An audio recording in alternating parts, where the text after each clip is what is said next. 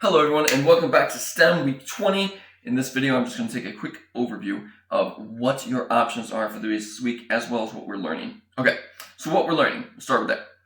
We are learning about defining the problem and also a little bit about research. Guys, there's nothing to do on this slide, no puzzle this week. This slide is just made to highlight that this week we are working on research as an engineer would need to do to define the problem. Define the problem being the objective this week. The reading of science-based texts is important to understanding and using science later on. Believe it or not, the amount of times that you read a certain type of text actually influences or affects how good you are at reading that type of text. So if you read more science-based texts, as you will do this week, you will be better at reading them and understanding and learning from them in the future. Enough said. Okay, so here's where we would normally start. This is week 23, engineering issues. This week we'll work on defining the problem and doing research. You must do one of the following 3 slides.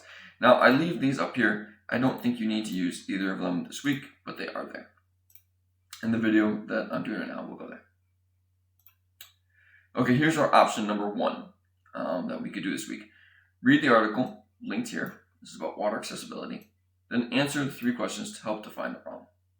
Okay, so this video goes over how to do that. If you want to read about water accessibility and answer 3 questions about it, that is your first option. Option number 2, do one of these 3 slides. Title, energy forms. So this one talks about energy forms or fuels, and you can read the link there and then answer 3 questions. And finally, you got to do one of these 3 slides. This one is climate change. Read about the problem. The problem is listed there. It's a pretty cool site. Everyone should go to the nest.gov every once in a while just to keep their nerdiness up.